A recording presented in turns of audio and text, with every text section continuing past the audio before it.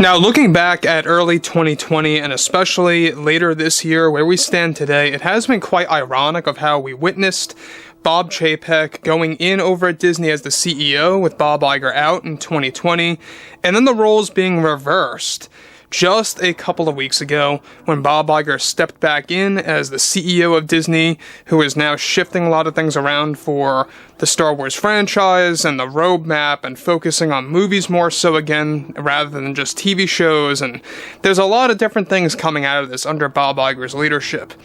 This is Mike Zero. Make sure to subscribe if you're new to the channel for future Star Wars updates.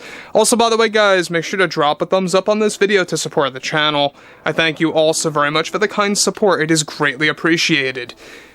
Now, one thing that we do know about when it comes down to Bob Iger is that he is trying to find many different strategies of really turning things around for the franchise, bringing Star Wars back to its roots as much as they can, by getting FAVREAU, Filoni, and Lucas to really establish a lot of Star Wars Legends lore, as well as using a lot of the Mandoverse characters to expand those characters into different ways than fans would have never even thought of.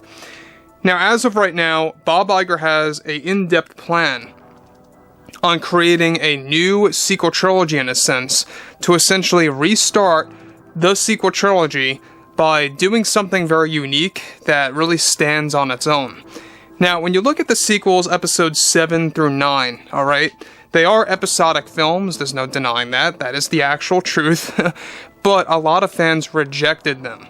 And so now, what the Disney board and Bob Iger are doing is that they're forming a technique to create a new sequel trilogy, in a sense, while keeping the existing one in the current canon. Let's discuss this. Now, with Disney and Lucasfilm getting ready to make some very big decisions for the future of Star Wars, Disney CEO Bob Iger has been adjusting the roadmap of the franchise as well. Now, it's noted, however, that Bob Iger's plan to restart the sequel trilogy in a very unique way is finally moving forward. That was all picked up by Bob Chapek, since it was his original plan. The way that Disney is going to create a new sequel trilogy is by creating a brand new trilogy focusing on Luke Skywalker, a younger version of Ben Solo, Ahsoka Tano, Din Djarin, Grogu, Ezra, and more, and other characters like Thrawn for a new Mandalorian trilogy that is made, of course, to actually heavily mimic the Heir to the Empire books. The plan is to make Luke, Ezra, and Ahsoka Tano as the new trio, and main characters of the trilogy as the heroes that's in the works, and that Bob Iger is very optimistic about this approach. Now, though they won't be called episodes 7 through 9, Bob Iger is planning to give it a dedicated title and dividing them up into either parts or chapters. Now, let me just pause here for a second. Now, I don't know if you guys ever read the books Heir to the Empire, but that was basically, yes, the original sequel trilogy tales before Disney took over Lucasfilm and created their own movies. So Heir to the Empire in Legends, that is literally the Legends equivalent of the sequel trilogy movies, in the form of books, of course. And what they're doing now is probably one of the greatest things that they could actually be doing, is that John and Dave are approving all of this. They're going to get involved and implementing all of the heavy, Legends lore and throwing it into this project. Now, The Mandalorian, in case you guys did not know, in the very beginning, they wanted to expand from them being a TV show to making Mandalorian movies. So basically now what they're doing is that they are going to be making a Mandalorian trilogy, but it's going to be considered a new tale of the Skywalker saga. And they're not going to just focus on Din Djarin and Grogu. Now keep in mind, it's not going to be titled The Mandalorian per se, but it is going to feature characters within the Mandoverse, so to speak. So you're going to have your Luke, Ahsoka, and Ezra dynamic, but on the side you're going to have that Din Djarin and Grogu side story within these new movies that they are currently creating. Now, they want to begin writing the script sometime by 2024, and getting things formed for, of course, 2023 when it comes to storyboards and concepts that are going to be finalized. And the ultimate plan is to get these movies rolling by 2026. Again, we already talked about how Bob Iger wants to eventually get 2 movies for Star Wars out a year, one of which being a trilogy movie, the other of which being a one-off film. Moving on. Now, Mark Hamill and Rosario Dawson have already been approached about these new Mandalorian movies that will focus on both the Skywalkers and the Mandalorian side equally to tell new tales of the Skywalker saga. Both FAVREAU and Filoni are set to be involved and working on these movies by the end of next year, leading into 2024, as they want to get these movies rolling out by 26. The goal is to focus on 2 new villains for this trilogy, one of which being Thrawn, and the other of which being, of course, who is described to be Yoris Sabaoth, and the story of Mount Tantiss.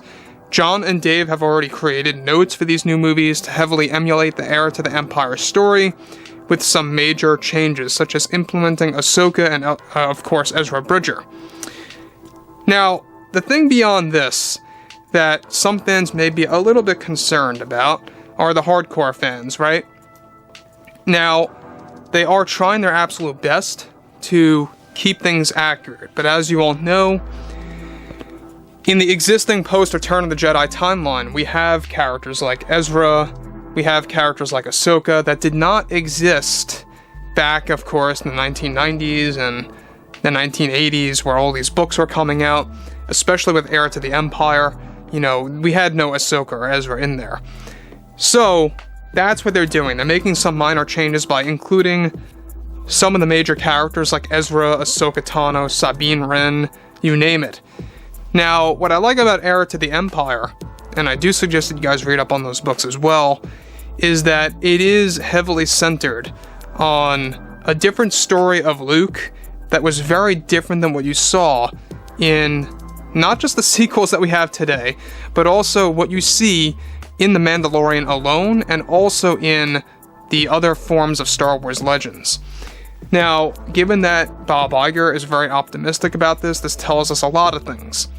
Bob Iger wants to make sure that movies are going to be the future for Star Wars, not just TV shows. He wants to make TV shows a supplement, like a little extra thing on the side, and then, of course, he wants to focus on movies being the main thing. So I don't know if you guys really agree with this or not, but some fans out there have already grown to just tuning into Star Wars shows instead of going to the theaters. So I would like to hear your input on that. Do you prefer movies over TV shows or vice versa? I honestly prefer movies because it feels more like an event. You're going somewhere, you're leaving the house, right? You're going to a place where you're going to be with a lot of fans, you're going to hear the fans' reactions. I mean, it's just a fun experience, let alone the big screen, right? And it's a higher budget. Now, the thing about this too is that they really have to be careful with what they do with all the Legends lore, and that's what John and Dave are there to make sure about. So anyways, guys, drop a comment below. Let me know what you guys have to say about all this below in the comments, and if you guys did enjoy the content for today, make sure to drop a thumbs up on this video to support the channel. I thank you all so very much for the kind support, and I'll catch you guys next time.